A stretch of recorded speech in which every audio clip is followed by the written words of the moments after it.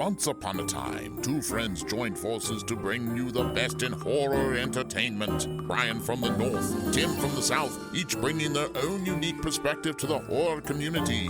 Movie reviews, Blu-ray releases, beer pairings, games, and more. Welcome to your new home for horror. This is Civil Gore. Hey there, everybody. Welcome to episode 192 of the Civil Gore Podcast. I'm your host, Tim. And this is Brian. And Tim, are your bags packed? Because you know what time it is. I think it's time for a slaycation. It is a hard-earned summer slaycation for us. We've worked really hard, and so to treat us well, we're going to make it even harder and watch a whole bunch of movies in a really short time, just because we want to give our listeners what they asked for. And, you know, everyone seems to enjoy this series. It was a great idea you had all the way from the beginning of season 1. It's one of our long-standing traditions, and I think we have a little different this summer. We usually have 4. We have only 3 this summer, but it's only because, as we mentioned last week, the Puppet Master series, the end is so long. We didn't want to shove that into 2 weeks, so we're going to actually stretch that out to 4 weeks. But our first 2 series, I think, are really great, like we said, especially with this one, because this is one where I know, like, the series in itself is, it's only 3 of the original movies timeline, and then there's a remake. I know some of the sequels have been, up for discussion of whether they're good or bad or whatever. But I still think, since the first movie is one of my favorite movies of all time, I think I'm really looking forward to revisiting the whole series anyway. And I don't think I've actually, now that I think about it, I don't think I've seen the remake. I own it, but I don't think I ever actually sat down to watch it. So I'm looking forward to getting to that. Yeah, I never watched that one either. And like Brian said, our Summer Slaycation series is usually some of our most popular episodes. And I think it's partly because we tend to cover really classic film series. And in general, the more well-known the movie, the more downloads we get, just because people like that familiarity, and they like hearing people talk about a movie that they've seen many times and stuff. Yeah. So it's no surprise that these classic movies are some of our more favorite episodes. And then when you get the Summer Slaycation and you're doing the entire franchise, it's really fun because you get to experience as a whole, which you don't often get to do. I mean, typically you're watching these movies as they come out, or you might go back and revisit some of your favorites. But, unless you're a diehard horror fan, you're typically not going through and watching every Friday the 13th in a row or every Nightmare on Elm Street in a row. I mean, I know some of you out there do, but the casual viewer probably doesn't do that on a regular basis. And it kind of gives you a different view of the series when you're watching them all together like this. Right, because, you take away, one of the things you take away is, in the original, because it's not like, Netflix when these came out, where you usually get every single thing in one sitting. So you got to remember, it's like, you would go see a movie and then you'd have like years of buildup until the next installment. So that could play with your head, because you're excited. You maybe don't remember the original movie as much. And back then, it's not like, you had any kind of digital streaming service. So if you didn't like own the movie or it happened to be on cable when the sequel would come out or the next installment, you were kind of out of luck.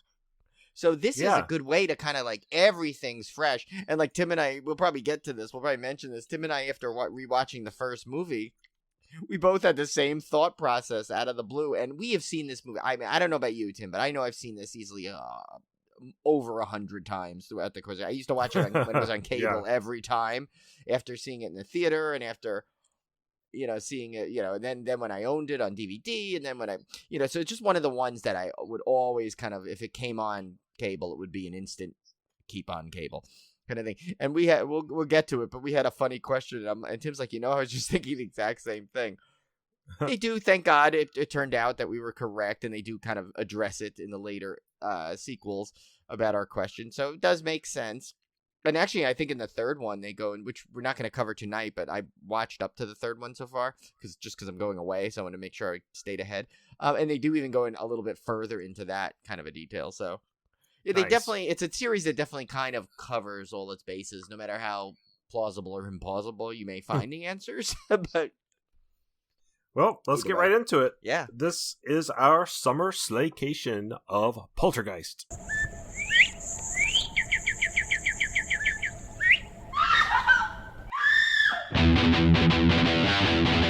Summer Slaycation.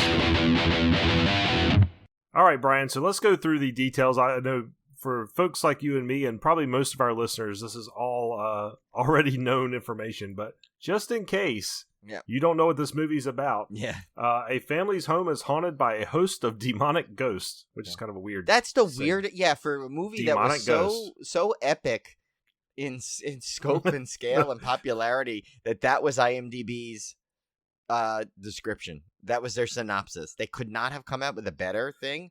I mean, I would have at least included the fact that,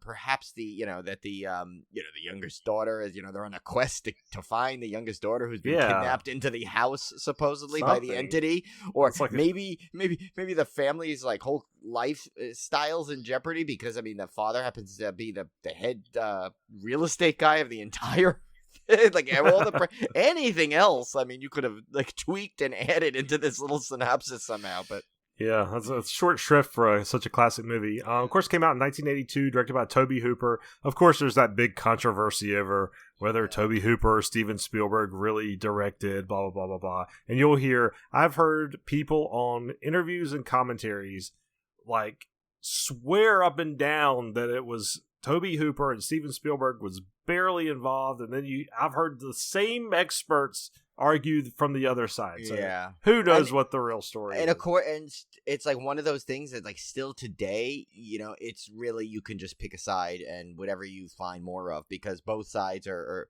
you like Tim said, you both they're two camps, and people are swear by this one. You know what? I don't really care. It's such a great movie. Yeah. I don't care who directed it or who did what to it. I loved it. It's to me is it's almost like near perfection for a fun horror movie for me. So, yeah.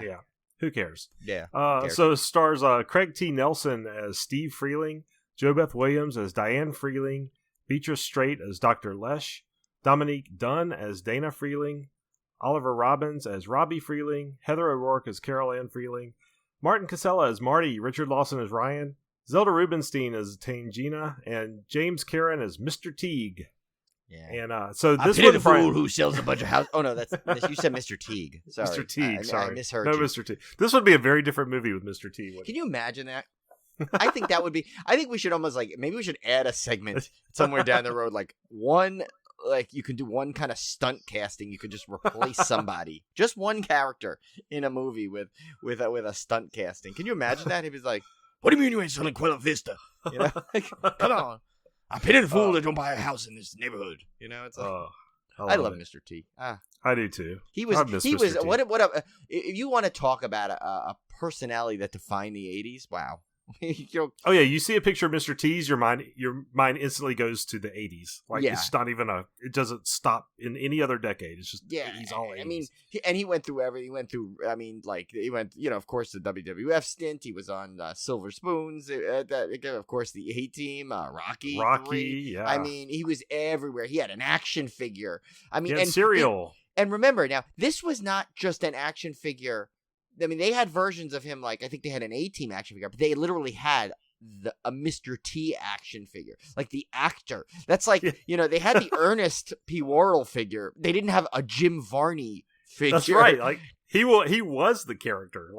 His whole thing was the character. It was crazy. He was a personality. Yeah, so you can't get better than that. Imagine there was just like a Tim action figure, not even like you in another role, just you. Yeah. That would be that shows you've made it in the world. Yeah, that's awesome. So this one was fun, Brian, because like you, I used to watch this movie constantly as a kid. And, I always talk about The Shining being my first exposure to a horror movie. And then, my first actual horror movie probably, I can't remember exactly which one was probably my very first start to finish horror movie. But, this one could very well have been the horror movie I watched the most as a kid, because I remember it coming on HBO constantly. Right. All the time. I remember this movie coming on all the time, and I would watch it every time it came on. And then, of course, when VHS came out, I watched it on VHS, and DVD it came out, I watched it on DVD. I've seen this movie so many times. I've got the soundtrack. I've got the Blu-ray. I double dipped to get the Blu-ray. I mean, so everything Poltergeist, I've just kind of grown up with this movie. what was weird is that I had not watched this in many, many years, the original. I'd watched the sequels fairly recently. Had not watched the original in many years because, sometimes those movies that are so familiar, you've watched so many times, you don't constantly go back and revisit necessarily. Right. And so I decided, this is a perfect opportunity for me to introduce the kids to the movie because, they're starting to get into horror now and they're wanting to watch stuff. This one's a pretty family-friendly horror movie. This is a great starter horror what film. A gateway horror film this one is. This perfect. is really a perfection because it's got some gore, got some fright, but not something too bad. And even the gore in it is almost like comedic. Yeah, and I always think, horror movies that have kids, that feature kids heavily, tend to be good starter movies in general. Because a lot of times, if it features kids, it doesn't typically have a lot of sex or nudity in it. In general, it tends to be a little more family friendly in that respect. So I thought this was a perfect gateway movie, and I was kind of interested to watch it with them because I had not seen it in a while, and it was really a bizarre experience because I realized that some of the scenes that were such a standout to me, like the guy peeling his face off and the clown under the bed, and those iconic memories that we all have of watching this movie as a kid that scarred us for life. And I'm watching it again with my kids, and I'm trying to see their reaction and see if they're going to be scarred for life, which they weren't at all. But watching that, I realized, like, there was one point I turned to Olivia and I said, is this like a edited cut of the movie? Or because these scenes are so much shorter than I remember. And I was actually checking the movie length on HBO to see if it was the right movie, because I was like, this can't be right. This has to be some kind of abridged version or something. And what I realized is, in my mind, I've replayed those scenes so many times in my mind, and I've thought about those sequences. They've been so iconic in my memory that they were bigger in my mind than they were in the actual film. Yeah. Well, that makes sense. That happens a lot, especially for fans like us, the way we watch movies and the way we absorb them. Yeah, I was just so blown away because I'm sitting there going, oh my God, wait till they get to the guy peeling his face off scene. They're not going to... And it takes 30 seconds and it's over with. And I was just like, it was blowing my mind. I could not believe it. Was like a Mandela effect thing. Yeah. I was like, certainly I'm in some alternate dimension where there's actually a longer cut of this movie where the face peeling scene goes on for like 5 minutes. Yeah. Well, and you know what? Not. And I was trying to remember the last time I had watched it before this time. And you know when it was? It was right before we went to Horror Nights because I was watching all the movies for the houses. Oh, and that's when I watched it. And I remember what a job they did on the house, how good the Poltergeist house was for Halloween Horror Nights. To take that IP, they nailed it. Remember, it had everything. It had the long room effect. Oh, it had so many good effects. Yeah. Yeah, it had the weird, when you walked in, you remember you kind of like walk under the house through like the pool grave area. Yeah, it was so well done. And so I'm like, I was watching that too, and I was when I was watching it this time again, I was like, I remember like, you know what, I would wish that would be a house they would like do again, but the Horror Nights rarely repeats just a house. Yeah, maybe we can get a Poltergeist 2 house. Yeah, could be. I mean, that would be cool. If it's Poltergeist 3, that would be a real one because you'd have a real tricky one because it takes place in one of those skyscrapers. Yeah, So watching this movie again, I was really it was kind of interesting to watch it. The kids loved it; they absolutely loved it. Probably didn't make it as big an impression on them as it does me because kids these days seem to be more exposed to so many things because they've got streaming movies and they've got constant YouTube. Entertainment input. Yeah, YouTube. Whereas when we were growing up, not to sound like an old man, back in my day, but when we were growing up, like if a movie came on TV, like that's what you watched. That's right. All you didn't have a choice of what you watched. If Poltergeist was on HBO, that's the movie you're watching tonight. Yeah. I mean, and back then, remember, we didn't have HBO West, HBO Signature, but no. We had HBO. So it's like if it came on, you're out of luck, unless it's for at least the next 2 hours if you want to watch something else. Yeah, and then if you go see it in the theater, well, if you miss it and it's at the theater, you just don't get to see the movie. Until maybe by some rare chance it comes on network television, and then you're going to see a very edited, pared down version of it. But I remember, if you didn't go see it at the theater, you just It's like you just never saw the movie, and people Yeah. were okay with that because they had no choice. Yeah, and it kind of blows my mind now. And you know what, too, may come into a factor of things, too, if you think about it. I mean, yeah, sure, it happens today, but it's not in the same way. So back then, you would find out about things like totally through like word of mouth more than any other way, and I remember it'd be your friend that got to see it first, and he said, "Oh, you got to see this," and so they'd build it all up in your mind, and they describe it or in a certain way, and you'd be all gung ho, and you'll be amped to go see it, and so it's like at some level that might have added to maybe added to adrenaline to it, so it may have powered these scenes even more powerful than they are because you were so excited for it, So you never know, and and like again too, it's like the movie theater, experience was the way you saw movies. Not everyone had cable. Now everyone pretty much has the internet, so you'll get some sort of quick entertainment. But not everyone had cable, so so the movies were like the thing. You would go to the movies. That's when you'd watch your movies. Even home release. There were no DVDs, and VHSs weren't all priced for sale. Nobody really owned a VHS collection back around this time. So yeah, it was really a different time. So it's like this movie, like there's that nostalgia also automatically too that comes with this movie that brings you back to the 80s, brings you back to that time when you first saw this, and just remembered all the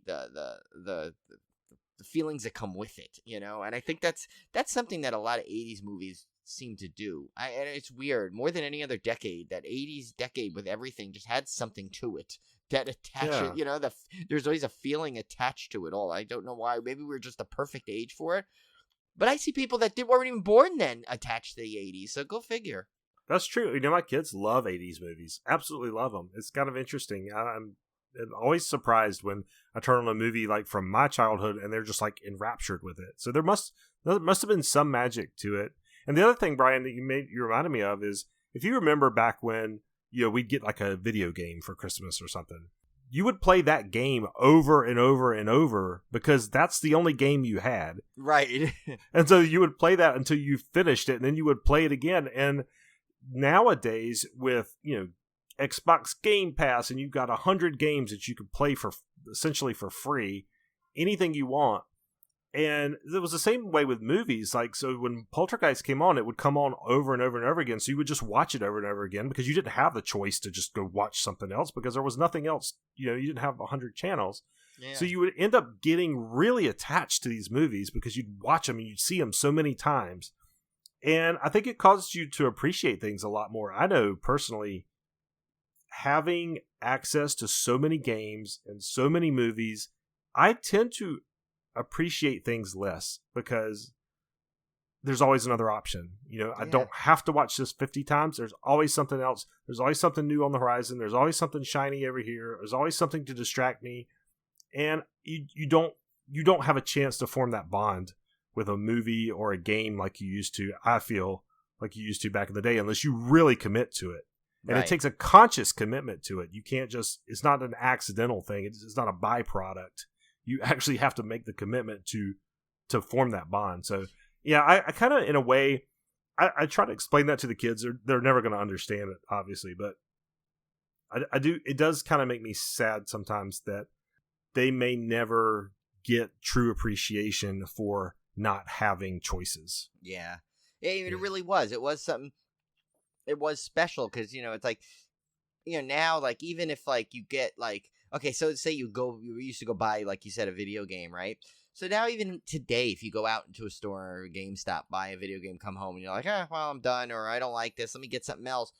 But you can't go out. Well, you can obviously download a new one or try, like you said, Game Pass. But I remember going into the store and, like, my parents telling me, okay, pick out a game, and you can buy a game.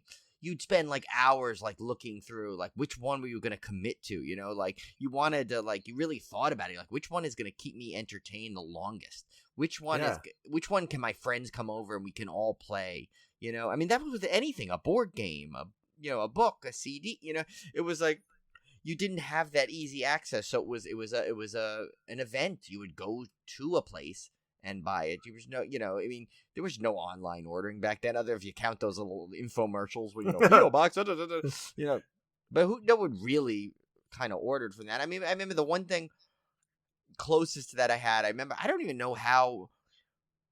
It was such a weird service. My mom signed up for some kind of comic book service for me where I would get 1 month I'd get a Hulk comic, and the next month I'd get a Spider-Man comic, and they'd alternate once a month. It was so bizarre. I'm like, but and I was young enough that I don't think I registered that I was probably missing episodes. So I was just like reading the comics as they came. That reminds me of this Amazon ad I saw, and it was for a vinyl record subscription service, right? And so for like $24.99 a month, they send you a vinyl record of some classic from they said from like the 60s and 70s, like a classic album. They'll send you a vinyl album every month. And I was like, oh, that's pretty cool, because I like, I've just gotten into vinyl collecting and stuff, and I was like, that sounds pretty cool. And then I was reading the reviews, and somebody pointed something out, and they said, for $24.99, couldn't I just buy whatever album I wanted every month instead of them picking it out for me? That's and true. Then, like all those things did that. Yeah, and I was like, oh my god, yeah, you're right. Like, I guess you're paying $24.99 just for the surprise of it. I don't know, but it kind of made me laugh when you're talking about the comic books. It's like, for that same money, could you just buy the comic books you want? I could have. That's why I was a kid. I didn't know what my mom did, how she got them. I mean, and there was a comic book store down the street, right down our block, that we could walk down to, essentially on the corner. I could get stuff, but that was when I was older. I think I discovered that. I think it's the fun of getting stuff in the mail. Yeah. I mean, there is a cool. I mean, even today, like, even when I order something from Amazon, there's an excitement when it finally arrives, or when I get to order something. Yeah. Like, it's funny. But here's the thing. Have you noticed this? That once you order it, you have, like, no patience anymore for it to get there. So you want it so fast. You're like, you order it, and you're like, oh, I gotta wait 2 days. Because you're now so used to things coming on demand. Yeah. Well, we went offside. It's way off topic here, but of course, it kind of fits in with the movie. It kind of fits in with the theme of the 80s and stuff, so... Well, one thing that struck me, Brian, about this movie is going back to the whole poltergeist thing, which, weirdly enough, this movie doesn't... Like, I watch a lot of ghost hunting shows. I read a lot about supernatural ghost stuff. And, this movie really doesn't follow any of the classic poltergeist, quote-unquote, real-life poltergeist stuff. Which, I mean, other than, okay, it centers around a kid, but, in real, quote-unquote... I'm using real in quotes, because, I mean, who knows? But... real, quote unquote, real poltergeist activity usually centers around a teenager or somebody going through puberty, not a little kid. And then you have, and it's typically like objects moving, whereas this was like so many things. I was just kind of wondering. It started that way. It kind of started like you thought it was going to be. But it goes into such weird like realms. Like, it's not even like stuff that I can't ever even recall reading in like ghost literature. Like, it doesn't have any basis in any kind of reality. Like, it's just like crazy stuff, like the demonic forms and the like the stake, like the guy seeing his face peel off and stuff like that. Like, it was just so like out there. And I was watching the movie, and I've just been watching the Conjuring series and all those that are a little more rooted in what you would call classical hauntings. And I was just kind of amazed at how off the wall bonkers this movie is, because it really is in a lot of ways. Like, it doesn't follow the classic like haunted house sequences at all. It doesn't. But the funny thing is that as you watch the trilogy of them, you do see how it all connects, and you can actually go back, and it kind of is a very, I would say, very continuous thing in a lot of ways. But I mean, there's a couple obviously plot holes, but overall they kind of have a lot of similarities and things that kind of stay through, at least through the series, no matter how hokey they may get. But yeah, it's like I'm wondering if they just kept the title called Poltergeist because it sounds cool. I mean, it's a cool title, it's a cool thing because people know what a poltergeist is, I mean, what else are you going to, like, what other name would kind of fit this that would have the same impact? So I kind of like that, while it's true, I think it's even one of the trivia pieces, they said it's not really a true poltergeist, so to speak. Right. But, whatever. You worry about those kind of things. I mean, you could probably find that for a million different movies. Like, well, that's not really it, but it's, that's not the point, but I don't know. I guess one of the things we should go through is like some of our, like, I mean, we could go definitely through some of our favorite scenes or favorite things about it. One of the things I'll say right away, I think that, I mean, of course you had the iconic sequences and a lot of, really colorful, like, characters in terms of like, like you had the psychic doctor, and then you had, Zelda Rubinstein, Tangina's character who's like, so you had a lot of like, and you had the brother and the sister, little fighting in the beginning, and then, but he obviously really cares for his sister. So when she's taken, he goes after, but so you got a lot of like cool things like that. But I think one of my favorite things is the point of where some of the shock moments come, some are kind of telegraphed and some don't. Like I think that at the perfect thing is when you think like the end, that like that's almost its first ending, so to speak, where you think it's done. Okay, they got Carol Ann back. Okay, we're gonna leave, and then you're hit with that the scene of all scenes that almost everyone remembers. And when you think about it, when you're watching this, you probably almost are like, wait a minute, wasn't there some kind of clown scene that everyone talks about in this? And I thought that was brilliant. Yes, I'm glad you said that, because I was actually, again, I had not seen this movie in many years. It's kind of funny how your mind plays tricks on you. But I'm sitting there going, like, they got Carol Ann back, they're starting to wrap things up, and I was going, wait a minute. Like, they left the clown scene out. Like, wait a minute, where's the tree crashing through the window part? Like, I was freaking out because there was all these scenes I clearly remembered.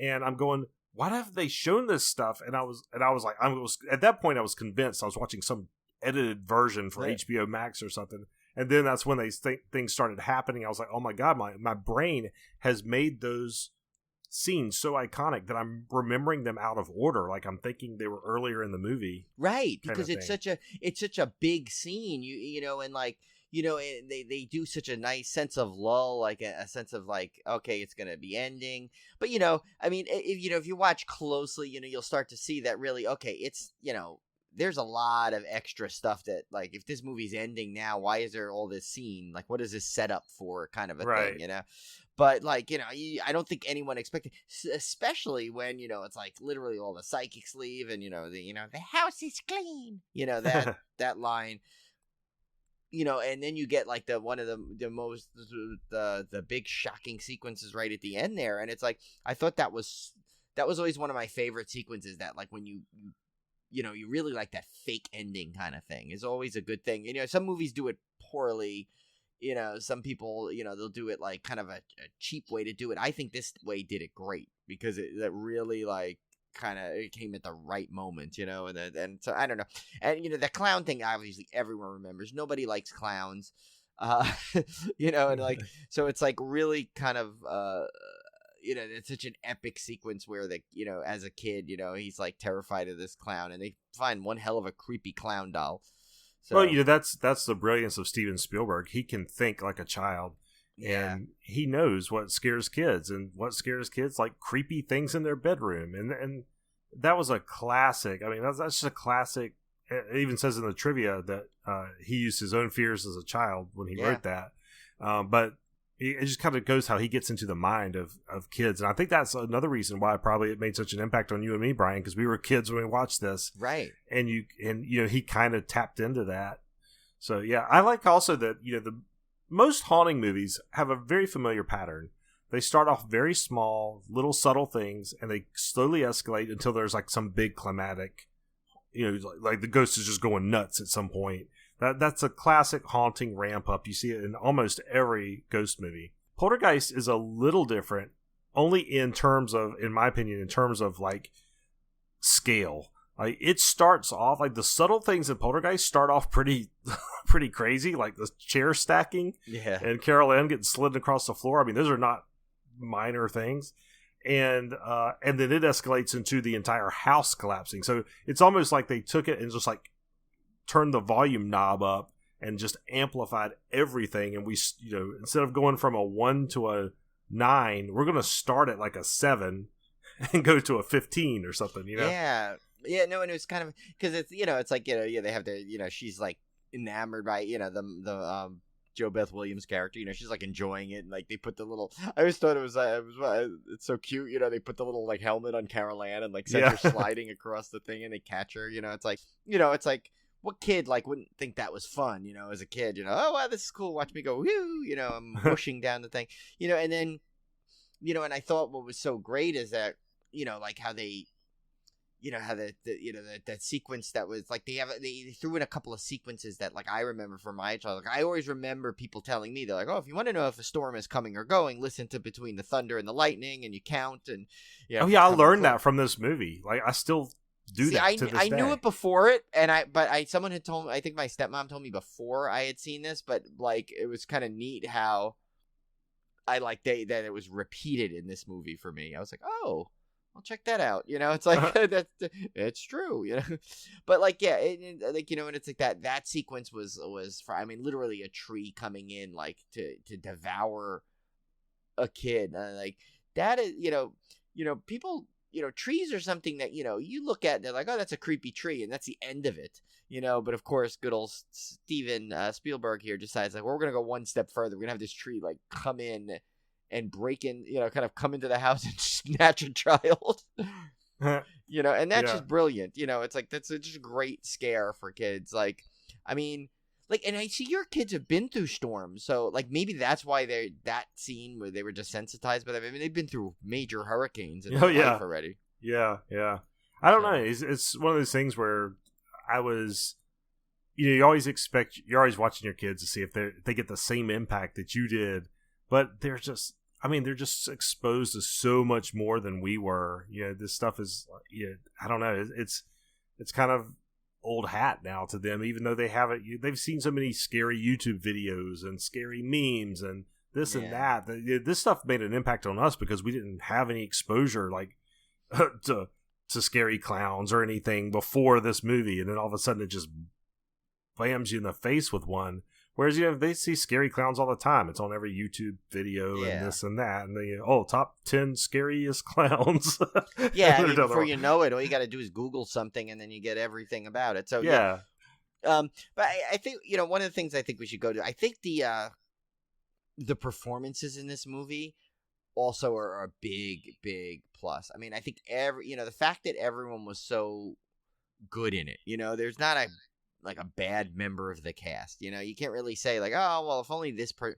No, like every cat, like Craig T. Nelson is just phenomenal. I mean, through both movies really. I mean, we'll get to the second one in a little bit, but he was phenomenal as the he had that perfect balance of like like a little bit of like of course caring father, but a little bit of comedic elements in there when it needed. I loved his dynamic between him and Jo Beth Williams, because right? They really had a really good chemistry. Like you could tell their marriage was very tight. He really loved her, she really loved him.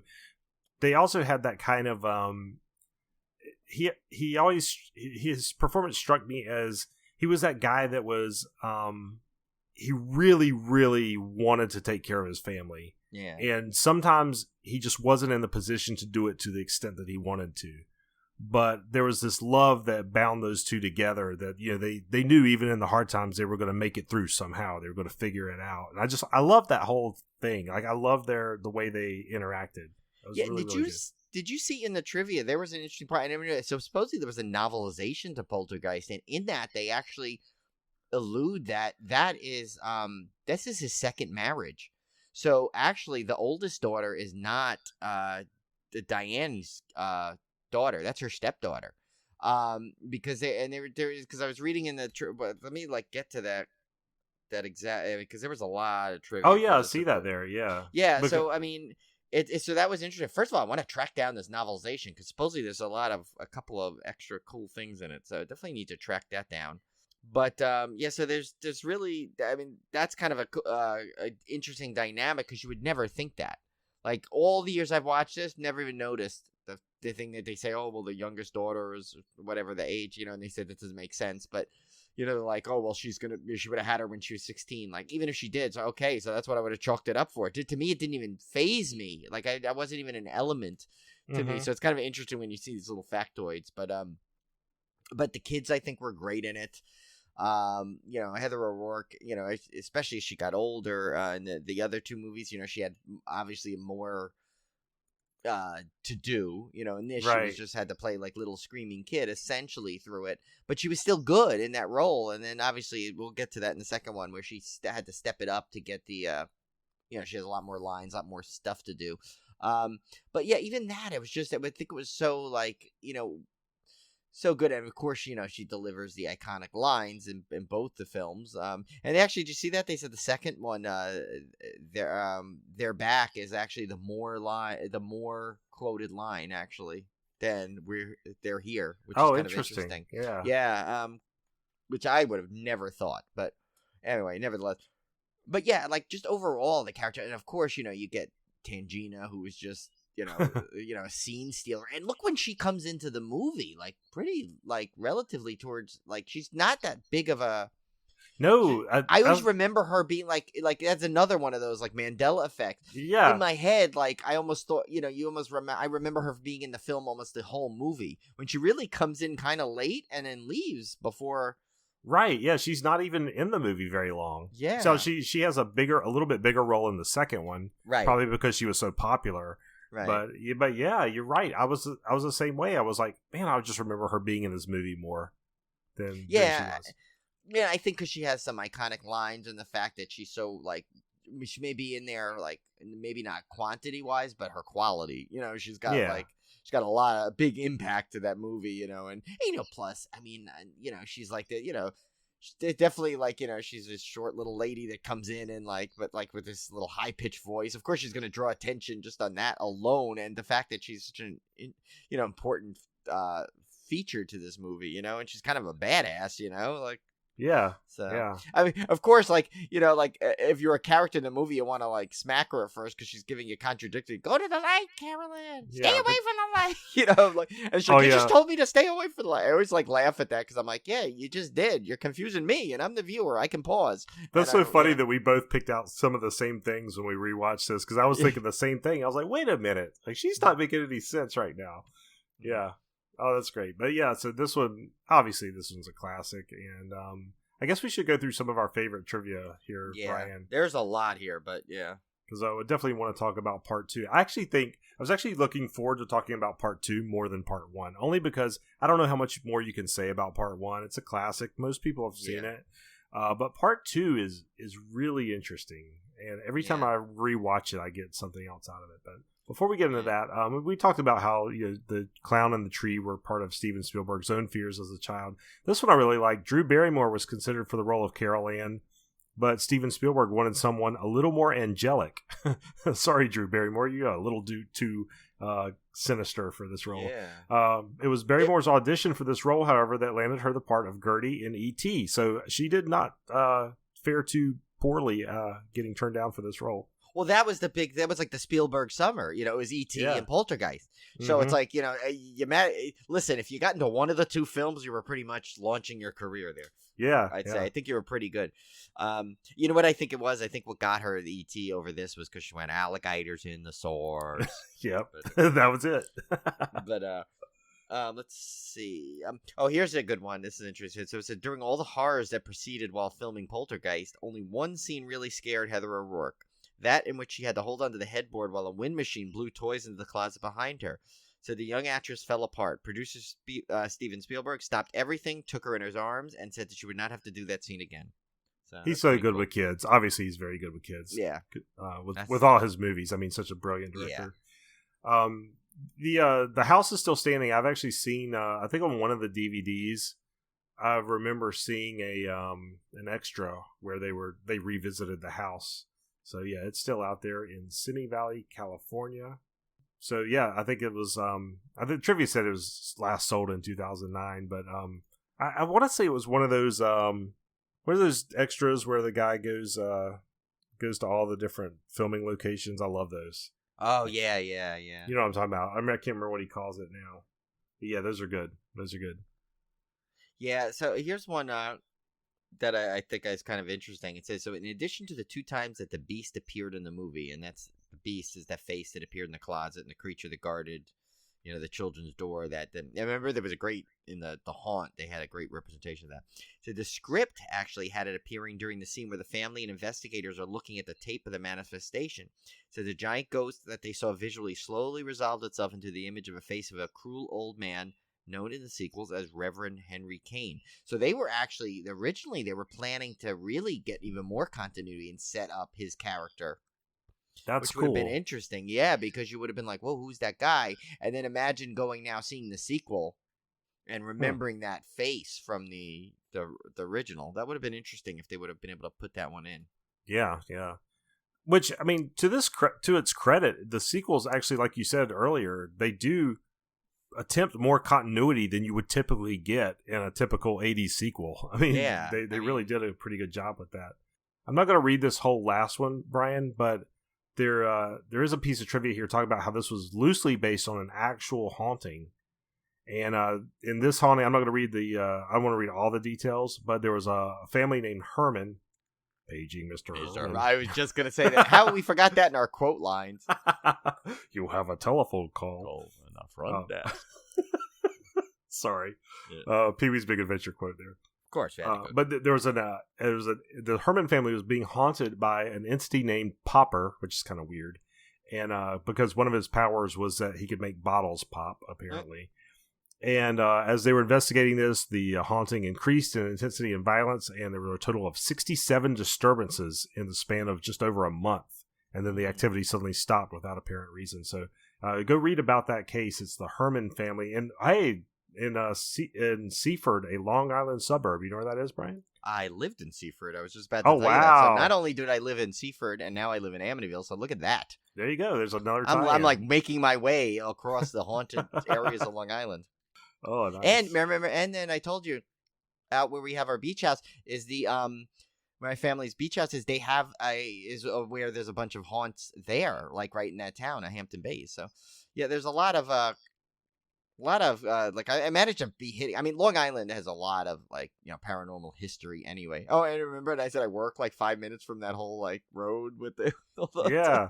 I just can't. You can't escape it. I mean, Long Island is only so big anyway, so I mean, you know, you're bound to hit one of these paranormal spots. But yeah, that's interesting. That when I read that, I'm like, oh, that's interesting. That I actually lived in Seaford. I had no clue that existed. I think the scariest thing in Seaford was what Julie will tell you was how I crammed all those the original Monolith, which is DVD, which is on these like cheap terrible shelves across the way, like how I managed to fit them all in that little tiny apartment I had. But, all right, well, let's turn our attention to Poltergeist II, The Other Side. This one came out 4 years later on 1986, directed by Brian Gibson. To their credit, they got almost the entire cast back. Now, one notable exception is the tragic story of Dominique Dunn, who played Dana Freeling, the older daughter. Which she was Griffin Dunn's sister. I didn't realize that. Oh, I didn't realize. Yeah. So she ended up actually getting murdered shortly after filming. So, I mean, November of 82, she was murdered. So, terrible, terrible story. So she does not return. I think, did they not explain to her that she was off at college or something? Yeah, it was very easily to write her off. They said, I read, I think in the trivia too, they didn't want to recast her out of respect. Right. So they just figure, I mean, how hard is it to actually, I mean, you know, just have an older child that was in high school age off to college. I mean, that's like the easiest way to kind of write someone out of the story. That's interesting. I must have picked that up from the extras on the DVD because it says in the trivia that there is no mention made of her, but it's in the script that she went off to college. Yeah, why did I know that too then? Maybe I don't must know. have watched it. Yeah, I don't know. Or maybe I assumed. I don't know. I thought there was a line, something about it. Yeah, but maybe it may have been just all. Maybe I read it somewhere. You're right. I mean, yeah, interesting. Craig T. Nelson returns as Steve Freeling. Jo Beth Williams is back as Diane. Oliver Robbins is back as Robbie Freeling. Heather O'Rourke is Carol Ann, of course. Zelda Rubinstein is Tangina. Will Sampson is Taylor, the Native American shaman, or whatever you want to call it. He's great in everything I've seen him in. Julian Beck as Kane, who is really one of the most underrated horror villains of all time, in my opinion. You notice, what he in the third one. I know it's not him in there, but wait, when you see the same actor, but the character when in the third one, look how much he looks even more, how close he resembles Angus Scrim in the third one. The guy they got to play him, it's kind of funny. Oh, yeah. He almost looks identical to like the tall man. And then, of course, Geraldine Fitzgerald as Grandma Jess. So the Freeling family have a new house, but their troubles with supernatural forces don't seem to be over. And so, Brian, this is the weirdest thing. So you may have got a cryptic text from me earlier today comparing Poltergeist 2 to City Slickers 2. and I will now explain myself. I may be because I know Cone was intrigued, but he'll have to guess. I guess I'll have to wait longer. It was so weird. I was watching Poltergeist 2. Again, we watched this with the kids. I said, you know what? I have to watch it anyway. They wanted to see the second one, so well, now they're invested. Now they're in the lore. They can't fight that Freeling anymore. Yeah, exactly. You're stealing all my title puns. I'm sorry. Oh shoot, that's right. Yeah. You could have put that one in. Yeah, all right. But so we watched it with the kids, and I had this weird realization, and I got City Slickers on my brain, and I'm talking that City Slickers, the Billy Crystal comedy from the early 90s. And I got this in my mind because I realized that Poltergeist 2 is a lot like City Slickers 2 in that it is very sequel-y. And by what I mean by that is there was a sequel formula in the 80s that a lot of films followed, and even up until City Slickers 2, I think it followed the same formula, and that is you get most of the cast back that you can, because there's always going to be somebody that drops out. There's a holdout. In City Slickers 2 is Bruno Kirby. Yeah. He got replaced by John Lovitz, who is no Bruno Kirby, with all apologies to Mr. Lovitz. And then you take familiar characters that you really love, like Billy Crystal, or Craig T. Nelson, and Carol Ann, and you put them back in kind of a familiar setting from the first movie. It's not an identical plot, but it's kind of the same. Yeah. And you set up and you put them in kind of the same situations, but you make it like a little bit more. You put a little more extra into it. You take old characters like Tangina from the first film that everybody really liked, but she wasn't in the movie enough. Yep. And then you put her back in the sequel and you just give her more parts, like you did Jack Palance. But you literally you invented a twin to get Jack Palance back in the movie, because you could not have City Slickers but a sequel without Jack Palance. It's like, I mean, what would they do if they decided to do a City Slickers 3? Oh my god! What would they do? What would it be, like a prequel? With Jack Palance years, So then I'm going, and then you just look at the quality. Like, it's never as good as the first one, but it's not terrible. Like Ghostbusters 2. It's not Ghostbusters, but it's not unwatchable. And Poltergeist 2 is no Poltergeist, but it's not bad. Yeah. And City Slickers 2 it's not terrible. It's not the first one. I enjoy it. I love both of them. So it was so funny. I don't know why that came in my brain, because I had literally not watched City Slickers since probably the late 90s. And so I could not escape this theory I had that Poltergeist 2 is literally the Curly's Gold of our sequels. It's Carol Ann's gold. Yeah. And so I had to go back, and this is my dedication to the podcast, just to make sure I was not completely insane. I went back and watched a double feature of City Slickers 1 and 2 today, just to make sure I was not totally crazy. And all it did was confirm my theory. So, and Brian agrees, and Brian knows everything about movies. So if he agrees, I 100% agree. Yeah. And actually, it's funny because one of the lines too, I always like. My friend Mark and I always quote this from a couple of ones from the series. But now that you brought up City Slickers 2, I don't care if this is a Poltergeist Summer Slaycation. We're gonna have to mention City Slickers a little bit. The two of the lines in the first one was when Billy Crystal's talking to Jack Palance, and he's apologizing. He's like, I didn't mean to, joke. That's just my way. And Jack Palance just looks at me and goes, I don't understand that way. Yes, I love that.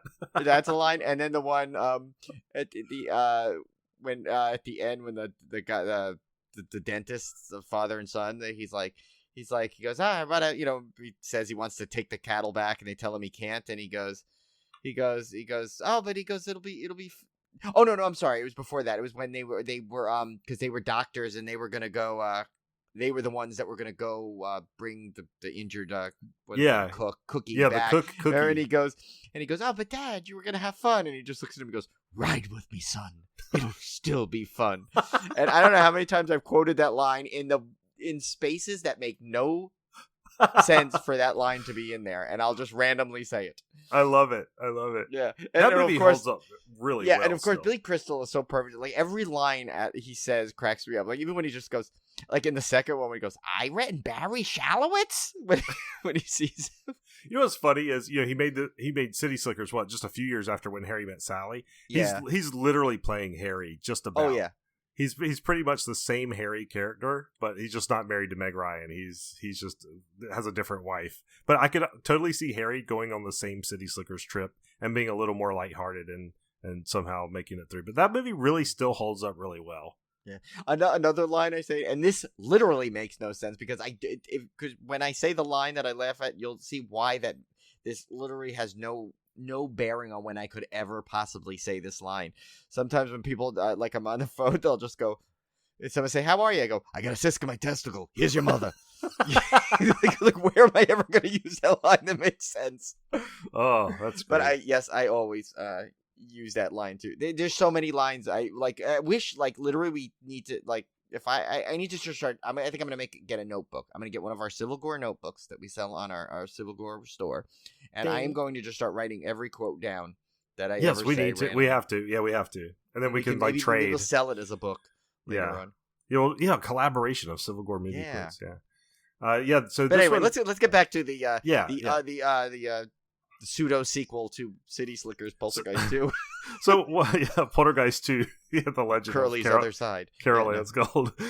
So, my whole point for that long, crazy derail was the Poltergeist 2 sequel follows such a classic 80s sequel formula, and it ends up being a not terrible entry. I mean, it's kind of cheesy because they double down on the special effects, which aren't great in some areas but are really good in others. And it also kind of, Poltergeist 1 was over the top. I mean, like we mentioned earlier, like the haunting was completely over the top for what you'd expect from a classic quote unquote real life haunting, whereas Poltergeist 2 they had amp it up even more, so it even gets even crazier over the top. So it kind of it's kind of really, really off the wall. The one thing that was I noticed when I watched the sequel for the podcast this week was how totally bonkers Craig T. Nelson's character was in this one. Crazy. There are some sequences that he does that's like almost like a little cringy, and like a little like disturbed, but it fits him so well because it's for once you realize like how many times have you seen a movie where something has happened in the first film and then by the second film everyone's fine. Right. No, he's still got carryover effects, and he plays into that really well. Like you could tell he's like nutty, like he still won't allow a TV in the house, Yeah. And he's, and he's just kind of going crazy, and like, and then obviously at the end when he, he's under the possession, he gets weird with his wife, and actually that was a cringy scene with it where he goes to hug Carol Ann in the I didn't like that whole scene where he gets possessed. Like that was uncomfortable to watch around the kids for sure. And then it was also like, and I don't remember it being that, like, I don't remember the sequence being so like, ooh, Well, I mean, I think we're more sensitive to it now with like, right. That's probably what it is. Yeah. I mean, cause I remember as a kid, probably not even like when I first saw it, probably didn't even register on my thing. It's just as anything bizarre. And I remember this I saw in the theater cause I remember the, seeing the trailer for this, and the trailer was so good because it just like it was so much of oh my god, I'm forgetting his name, Julian Beck's character of Kane, going "let me in," and they kept cutting it to it, and I'm like, oh my god, this thing looks terrifying. This, I'm like, I gotta see this. This looks even scarier than the first one. This is great, and then when you see it in the film, it's still kind of a creepy like thing and scary. But if for some reason it's like the trailer built it up much better than the actual portrayal of it. But I mean, if you think about it, that scene is still pretty creepy. When he's just like walking along, like he's fantastic. Like I said, he's one of my most underrated horror villains of all time. Yeah, he's I mean, he so looks creepy. like he's so close to being an actual skull. It's scary. I mean, I know he's old and he was, but like. I mean, I wonder if they even had to put any kind of makeup on him. He just had that. His face was so. Well, he had creepy stomach looking. cancer, yeah, because I mean, but did he know at the time? Like, was he suffering? I don't at that remember. point? I remember hearing a lot about it on one of the DVDs, one of the commentaries, and I can't remember if he knew it at the time. But I mean, that is obviously the reason he's so frail looking in the film.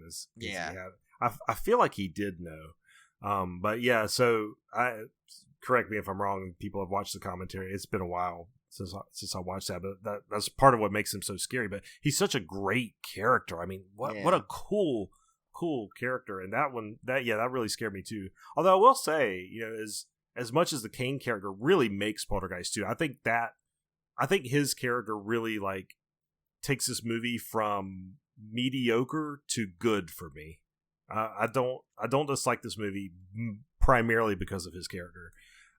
Because he's so memorable, but there is a lot of humor in this one too. Like you could tell they go back and really kind of inject a little more comedy. Maybe in some of the ways Craig T. Nelson's character is so over the top. It is where a little bit of that comedic humor comes in. Yeah, and then of course his interaction with Taylor. And the whole running joke about Taylor wanting his car. An angry car. Remember, that car's pissed. I remember like the whole theater like roaring with laughter. Like, there's a lot of that. I was kind of surprised when I watched it back how much humor is actually in the movie. It doesn't take itself really too seriously, and I think that's kind of to its benefit overall. But of course, they got way more Tangina. She has a lot more monologues and stuff in this one than she did in the first one, obviously because she was a popular character. But it's an interesting movie only because a typical sequel, I would expect maybe a closer adherence to the events of the first movie, which I guess the framework, it does kind of do the same. But I just thought it was fascinating how we'll go back to what we had alluded to in the very first part of this episode where you talked about, well, why is their house the only one that's haunted in Poltergeist 1 when the whole neighborhood should be haunted because the whole thing was built over a cemetery? And you do realize that at the very start of this movie, it's not really completely spelled out for you, but the neighborhood was essentially condemned, the entire neighborhood. And so you realize that something must have happened to all these people. And I thought it was kind of neat that the movie simultaneously stays very continuous, like you were saying, Brian. Ties in the storyline very tightly to the first one, but also kind of goes in kind of a crazy direction. It's a very interesting balancing act they had to do to keep it that closely tied to the original storyline, but not make it a full rehash.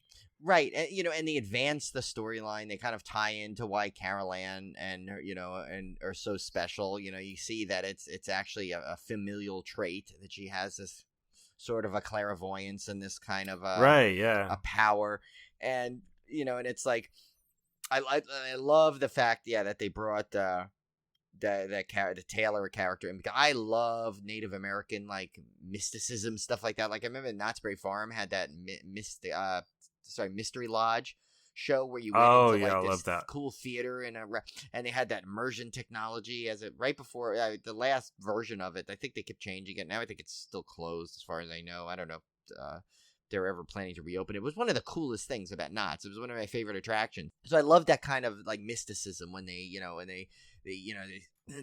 show that, where they'll speak to like ancestors or kind of stuff like that. So I'm all in on that. I love that element that they kind of brought that in, and it added a cool other level. And it's like, it's funny. I always remember like when I first saw this in the theater, being liking it, but being a little disappointed. Then over the years, I think I kind of more kept it as kind of more of a disappointing level, but only because of the first one being so good. But I think now, again, we always go through this. Now watching it back to back to back, I think it like I have a little bit more appreciation for it. Now, yes, you can find probably a million things that are probably off about this movie, and compared to the greatness of the first, it's not at that level. But there's still, I think, enough in here to warrant it to being a good sequel overall. And now I think one which we mentioned already is Julian Beck's character as being so powerful and so good in it, but also like Tim, what you and I talked about kind of on the text feed, we were going back and forth, is how good Heather O'Rourke is in this. Oh my gosh, she got so advanced. Now she's advanced to like a character that has full on like dialogue and lines. She's not the tiny little kid anymore. She's a little bit older, and so she's like a major player in this in terms of dialogue, and she delivers it. She's really good. It's like I just think that like it's weird. I think the one that looked awkward was Oliver Robbins. He like had that like same face but like adult more. So it's like almost like if someone took his like kid face and kind of stretched it a little. Yeah, I think he was going through that kind of awkward phase. Yeah, he was in the awkward phase, and like they should have done the sequel like a year or two sooner, or after. But yeah, even then he was still good in it. I just think. I think there's some of the hokey scenes come through, and I think people remember that rather than some of the better scenes, I think. And maybe that's why, overall, the sequel is kind of one of those, like, I wouldn't say polarizing, because I don't think it's, like, such a topic that people are debating about all the time, where they're like, it's terrible, no, it's great, it's terrible, no, it's great. I think most people there are people there that kind of think, oh, yeah, it's okay sequel, I enjoyed it. And then some people will be, maybe more on the fence. Like, I don't think it was that great. Like, I don't think it's so opposite ends of the spectrum.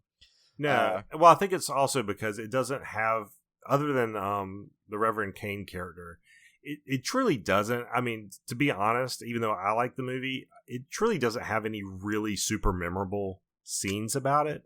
Yeah. Not at least compared to the first one. There's really not that iconic. I know there's a part where his braces come alive. At one point, that's kind of a cool scene. It kind of harkens back to the mirror scene in the first movie, but it's not it doesn't have the same impact. It's not as totally memorable.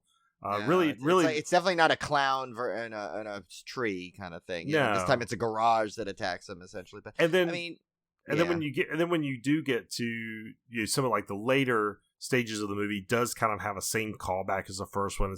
Instead of like pulling Carol Ann through a rope through the doorway, they're actually going into the doorway and like grabbing her. And I mean, it's very similar. It's just kind of on a bigger scale. So I can understand why this movie kind of fades into the background. I mean, I had watched it within the past few years because I got the Poltergeist 2 and 3 double DVD set, and I'd watched it I don't know, maybe for a horror challenge or something. I had watched it 3 or 4 years ago, and even then going back and watching it, I didn't remember a whole lot other than Reverend Kane.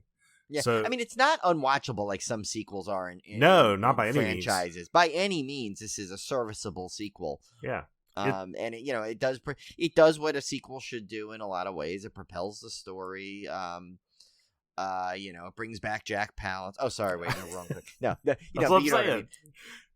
My point exactly. Imagine being a mashup and Jack Palance played the Julian Beck line, like he's like, "Let me in, you're all gonna die," And then you have Craig T. Nelson going, "One thing," but yeah, no.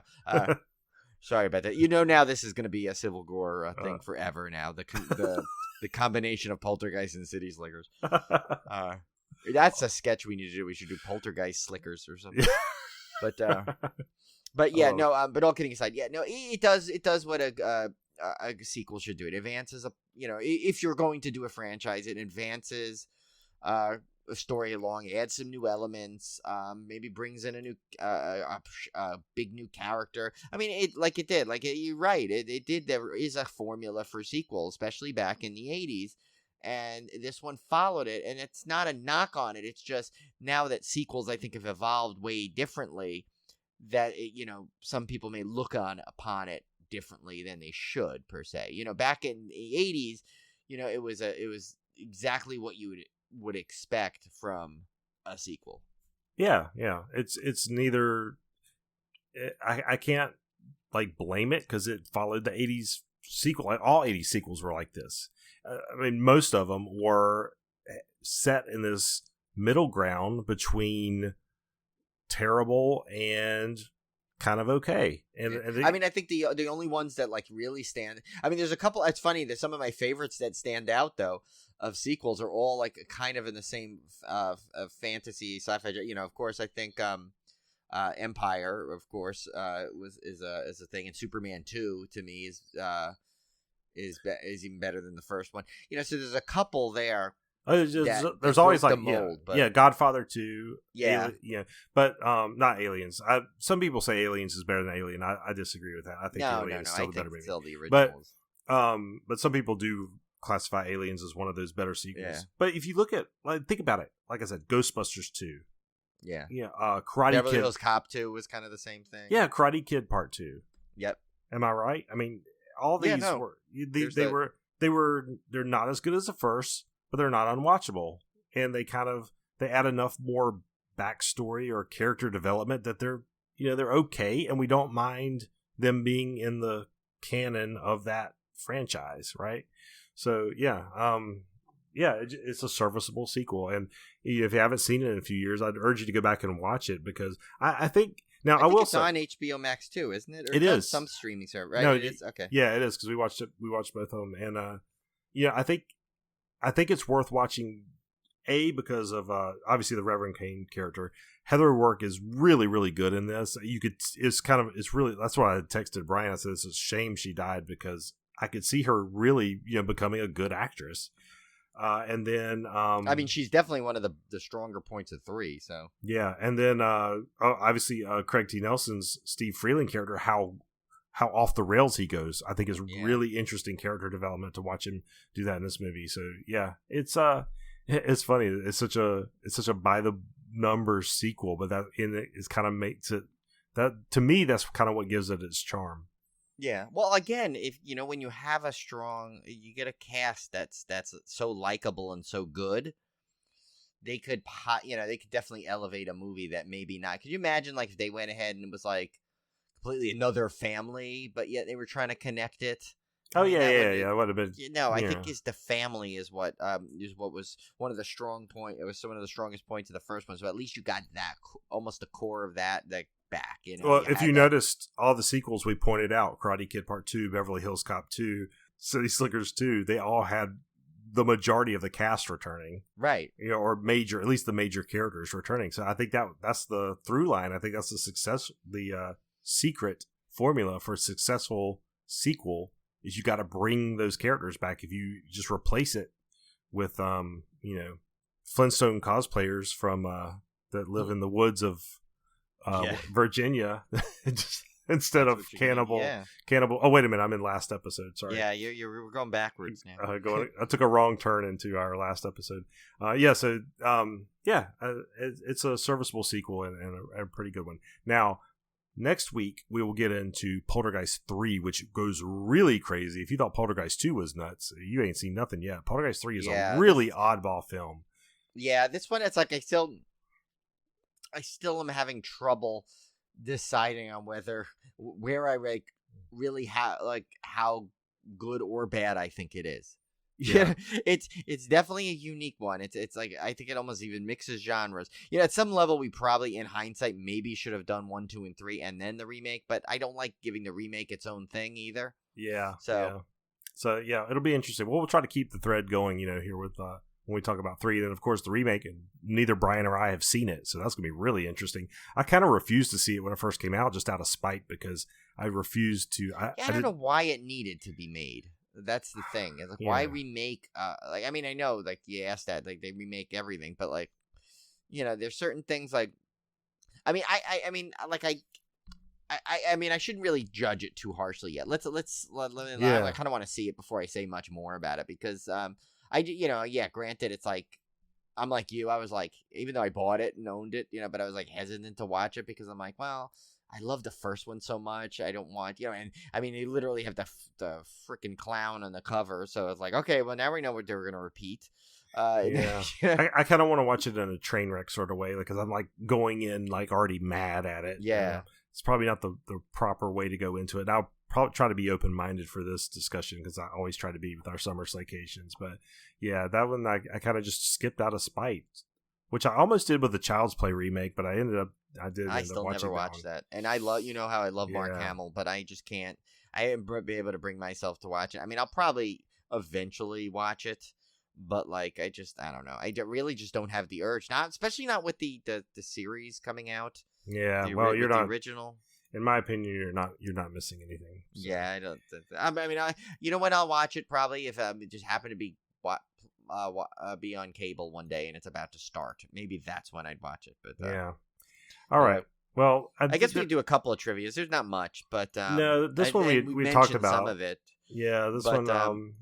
The the biggest one I think here was we talked about Julian Beck, who played Reverend Kane, how he was had died of stomach cancer right after filming.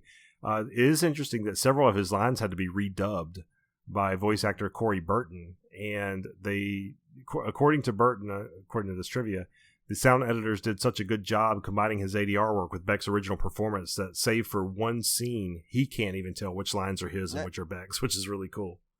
That's pretty cool. This one I love. It said the exorcism was performed by Will Sampson, who was a real-life shaman for several different groups before his death in 1987.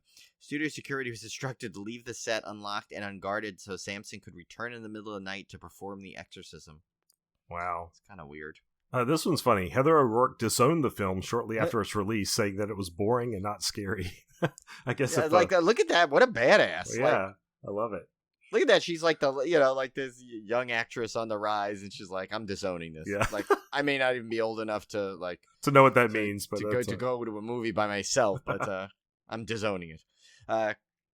This one's interesting. I'm going to get a little bit on a soapbox here, where it says, critic Gene Siskel hated this movie. He said Jo Beth Williams had no shame, having twice appeared nude at this point in Teachers and Kramer versus Kramer. He called Craig T. Nelson a clothes horse, if there ever was one. He also slammed the movie's production for putting children in danger and getting off on that kind of salacious thrill. I say, shut up, Gene Siskel, okay? Yeah. At the time. I mean, seriously, because, first of all, Jo Beth Williams is amazing in everything she's been in. So why are you saying she had no shame? Seriously? That's what you're going to say about her? And don't bash Craig T. Nelson, man. That guy's awesome. Yeah, they never put children in danger that I know of. I mean, maybe, I don't know. Sometimes I love, as much as I love Siskel and Ebert, I grew up with them watching their stuff, but some of the stuff they choose to get on a soapbox about just boggles my mind sometimes. When I go back and read these old reviews, and they just get so high horse about stuff, and I'm like, just shut up, yeah. Siskel and Ebert. But yeah. Yeah, that's pretty much it for the trivia on Poltergeist 2. Not a whole lot there. So, Brian, what did you do for our beer pairing for Poltergeist 1 and 2? So this actually is funny. This the beer pairing probably almost blends a little bit more to the second one at some level, but it's called Ghost in the Machine by Parish Brewing from Broussard, Louisiana. It's 8.5%, so this is strong. It says, "Welcome to the future, Tim." Well, I added the Tim. Our collective human consciousness, or ghost in the machine, has gained tolerance for hops beyond what mankind has ever known before. This double IPA is the necessary outcome, brewed with obscene quantities of hand-selected Citra hops, my favorite. Oh, wow. From our favorite farm in Yakima Valley, Washington. Expect pungent grapefruit aromas and flavors, tropical fruit, and less harsh bitterness than most IPAs. Most double IPAs. So that sounds good. That sounds right up my alley. Well, see, they went crazy. They just put more and more, just like a good sequel should. Exactly. There So again, this works perfect. And double IPA. I figured we did 2 movies. And there you go. See, Brian's beer pairings work on multiple levels. It's never just surface level. They do. Actually, Julie asked me about our beer pairings today because I was saying I still got to add that one for on the rundown, and she goes, let me ask you, when you do it, do you kind of do you make sure that the beer is accessible? And I said, I do actually, but I said, unless we get such a perfect pairing. There was a couple of cases, remember, where I said the pairing was way too good. I know you probably cannot get this beer, but right, but yeah. But yeah, we do usually try and there are times I've turned down, decent pairings that would work really well by name, but if it was either a microbrewery or a one-time collab or some kind of thing, I don't include it, and I keep searching. So sometimes I search for hours. At some point, there's your book idea right there. At some point, we need to put out a book of our beer pairings. Yeah, I was hoping I know someone out there, Cody, likes to compile stuff for us. So I don't know, if she ever wants to go back and to listen to every episode and kind of put our beer pairing together on that, that would be a great job. for someone to do. It's like our Cincinnati John, from Coastal we need. Radio. I've got if we ever get our website up and running, we are a legitimate website. That would be one thing I would definitely put on there is like a master beer pairing. Well, we have the site. It's just not getting. Yeah. It's not really up. We have a couple of things like literally that just we need to just finish up on. Yeah. Like our Discord is in the works and all that stuff. But all right, so this is our last triple threat for the Summer Slaycation because typically we don't do triple threats during the Summer Slaycation. We kind of suspend everything just to talk about the movies. So we will give you the answer for last week, of course. So we're not leaving you hanging all summer. But we were looking for an actor or actress. Clue number 1, I was once considered for the role of one of the greatest horror villains of all time. The answer was Ray Wise, one of my absolute favorites. He was being considered for Freddy Krueger in the original Nightmare on Elm Street. That's got to be amazing. Yeah. I'd love to see him in the makeup. Wouldn't that be interesting? It would, especially if he was when he was in full makeup and he started singing "Maresy Dozy Dozy Don'ts" like he did in Twin Peaks. I think that would be quite a fun little extra scene. Clue number 2, I once starred in a film with a director who played himself. Ray starred with Adam Green's Digging Up the Marrow, which was a found footage film in which Adam Green and a lot of the Ariascope family appears themselves. That is a great movie. Did we ever do a feature on that one back in the day? I don't remember. No, I think we talked about it. I don't think we ever actually... We talked about doing a feature. I don't think we ever actually did the whole feature on it. I know we've discussed it a couple of times. At least I don't think so. That'd be kind of embarrassing. I don't know. It's so funny. Mike says this all the time. Mike and EB said it a bunch of times. Kim and Kat, I know, say this all the time. It's so funny. I always just think that was like... It never made sense to me, but... It is amazing how when you actually do the podcast, you literally don't remember half the stuff you said, except your listeners do. So, yeah. And I always say, so I'm like, I'm like, I wonder if someone's going to tell us, no, you did do that in episode something. It's amazing because I think you're so focused on the next episode already that like it's hard to remember like going back. Like I know we remember a bunch of big things we've said, but like to remember the stuff that people pull, like it's like I'm sure we know so many things from Coastal Radio, and we brought it up to Mike and EB, they'd be like, "We said that?" Yeah. I always think about that all the time because I don't go back and revisit shows. I record the show. I usually listen to it once when I'm editing it all the way through, and then I may on rare occasions skim through it when it's released. That's the exception rather than the rule. Yeah, no, I'll usually only go back and listen to like our big like our interviews and stuff because I like to more so for my own experience building to make sure like if I didn't like something I did I can improve on it the next time because I always you always want to improve, so I do like listen to that kind of stuff. Yeah, like I've never gone back and listened to our first episode. I don't want to do it. I don't want to go back to that. I try and forget that one. I think we need to do like a director's cut of that episode. I have seen podcasts that do that. They'll go back and remaster old episodes, like especially if they had like poor sound equipment back in the day. They'll go back and remaster it and stuff. It'd be interesting to do. Maybe if we ever do have a week where we're not gonna be doing a new show, wouldn't it be interesting to maybe kind of go back and like revisit one of our first episodes? Yeah, well, we did that. We did release the Manitou again, so that was kind of fun. But I was just thinking maybe like re-release our first episode, like kind of critique it now, kind of a director's like a commentary on it. Yeah, it's kind of funny. Well, I just remember so many things being different. Like we focus so specifically on the movie with like, let's go talk about the music. And we used to do almost like a full run through. Oh, we used to do like a whole scene by scene. Yeah. Like almost like a full like play by, almost like Kim and Ket do. At some level. Just not as funny. No, not near as nowhere near as funny as they are. But all right, so clue number 3, last one. I'm perhaps most famous for the role I began playing in 1989. I played the role again in 2017. That was your big clue. Ray, of course, played Leland Palmer in Twin Peaks, which began in 89, and reprised the role again in 1992 in Firewalk with Me, and most recently in 2017 in the 3rd season of Twin Peaks, which I still have to watch, Brian. I have not watched it. Get on that. I heard it's like actually like, I think it's still on the Showtime app, but I think it's leaving Netflix. My brother was telling me because they rewatched the whole thing recently. Well, actually, him and his girlfriend, they did watch it for the first time. They went through the entire series, like they binged the entire like history of it in like a couple of weeks. and they're like Twin Peaks obsessed. It's kind of funny. They love that. Like my brother's got little like sketches of like Twin Peaks stuff around. He's got like a some kind of something from the Great Northern. I think he's got. So it's a. Yeah, so but I think it's leaving Netflix, but I don't know if season 3 was on there anyway. I can't remember. I'm pretty sure it is, so you may want to hurry up on that one. I think it's always going to be on Showtime though app, so I don't know. Okay, yeah, I'll have to check that out. All right, guys, so we will see you back here next week for our second half of our Poltergeist retrospective, Poltergeist 3 and the remake from 2015. So stay tuned for that. So yeah. Good to get back into the Summer Slaycation swing of things. Starting it off a little easy with just a four movie feature, and our next one actually is also going to be a 4 movie. And almost the same thing. 3 of the original timeline, and then a remake. So. Yep, and then we get into our big boy, the Puppet Master series. So I'm looking forward to that. So we'll see you back here next week, guys. Yes, and we're going to open the show by saying, "We're back."